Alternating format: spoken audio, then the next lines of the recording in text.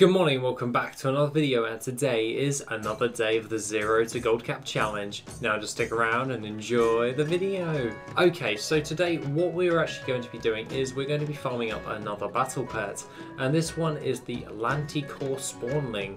Now this one can actually be found within the Black Rock Mountain, which can either be in Searing, which can even be in the Burning Steppes or the Searing Gorge. Either way, you can still get into the mountain. And basically what you'll be wanting to do in here is by going to the Upper Black Rock Spire, which is a WoD dungeon. Basically what you'll be wanting to do is setting your difficulty to heroic and basically run and pretty much running in. What you'll be wanting to do is by going in and killing all of the things for the Lanticore spawning. Now this battle pet for me is at a sell rate of 0.03. The min buyout for it is 67,200 gold. The market value for me is around about 68,766 gold, and the region market value average is around about 63,810 gold overall.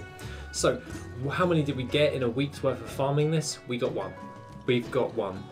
Basically, this battle pet can be farmed up within this dungeon. Along with this, the battle pet can actually be farmed up in the Upper Black Rock Spire just by running in and killing all of the bosses up to the second boss.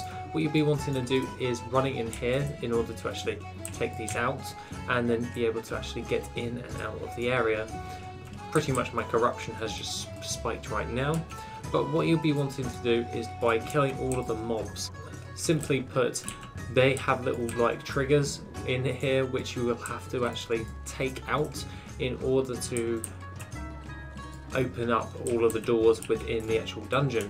So when it comes to this, all I'll have to do then is just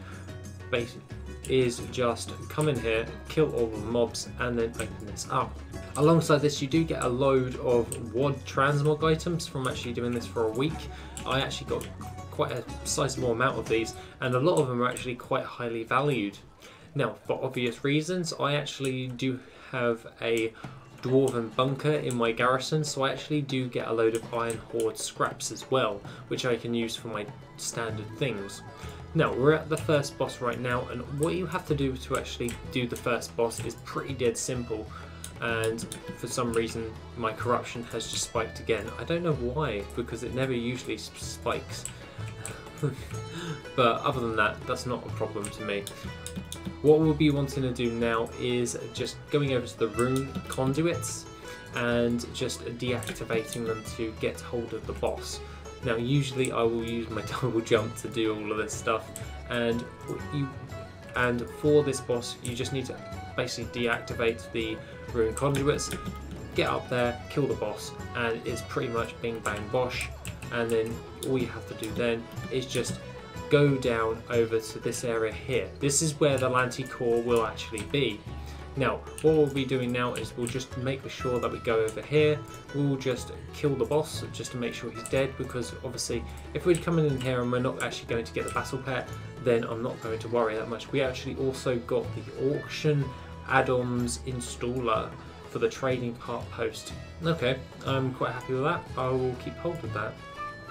That's something I can actually go ahead and use. Now, we can obviously have a look at all of the different items that we actually get. That some of them are actually quite valued, quite high, so we can actually vendor these for a sizable amount of gold. Now, the Lanticore will actually spawn here, right where I'm standing right now, and pretty much if the respawn is up for the day, you just come in here, come to this part in the dungeon, and you kill him. That's all you have to do, and then run out and wait for the next day.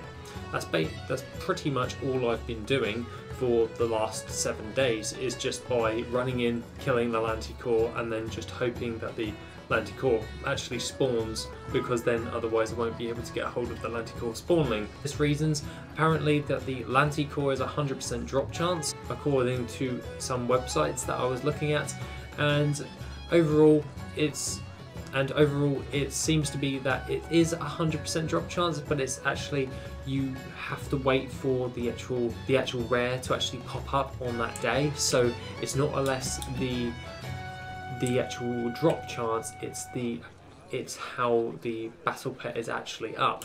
So that's something you may want to bear in mind right there. Now obviously there's Leroy Jenkins on the floor right there, let's just cry next to him.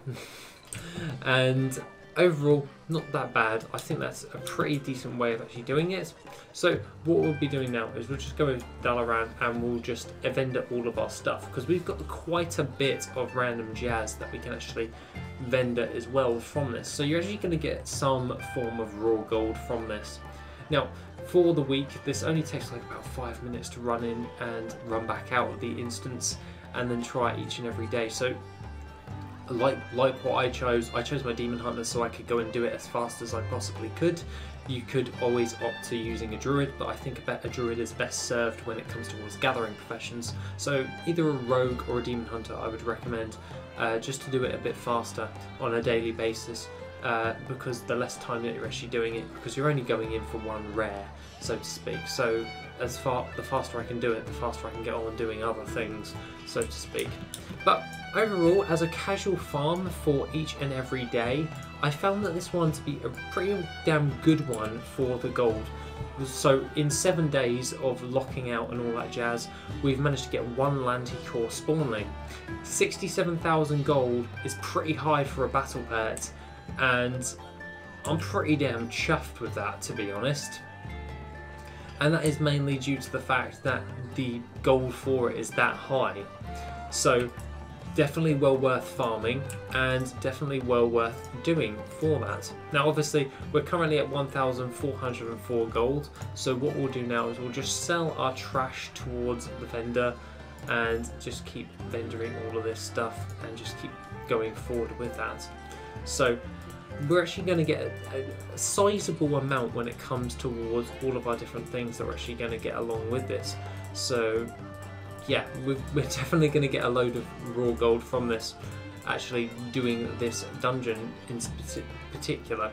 So overall we got around about 1,600 for 7 days worth of getting hold of the Lanticore, and we actually got a Lanticore, so it's pretty damn good. So what I'll be doing here is I'm going to send over all of my stuff towards Giblets, so we'll just send over the Lanticore. 67,000, seriously, 67,000 gold for a battle pet is pretty damn good. Even if it takes a little while to sell, that's still a nice sizable chunk of gold worth of stuff.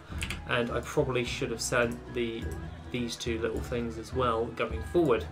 So the rest of it's going to obviously go to Dalamogs, so we'll just make sure that all of this goes over to Dalamogs, and then we can just make sure that it all goes over there, so to speak. Apparently it's decided to bug a little bit, so we'll just do it as we usually would and just go bing bang bosh, send over all of these transmog items over to our dude. So overall, what do I think of this actual farm? I think that this farm is pretty damn awesome overall, and other than that I think that the Lanticore farm is definitely well worth your time. If you have an alt that sits around and doing jack all, I would highly recommend just doing it, and that is because yeah, it's literally 5 minutes a day, you have a chance of getting a high value battle pet, you get a fair amount of raw gold from it, and overall if your alts sat there doing nothing, you might as well have a chance of getting something for 5 minutes a day, and that is truly on the casual or / lazy farming methods for a particular battle pet that has a decent sell rate. 0.03 is a decent sell rate for a high value battle pet. That is pretty damn high. So other than that, in my conclusion to this is definitely a farm well worth doing if you have an ult that doesn't do anything. So you actually can make use of the assets or resources that you already have in order to bring in some regular gold each and every day. So that being the case guys, that's pretty much all I'm going to have to say for the day. Take it easy, and I shall see you in the next video, which will be tomorrow.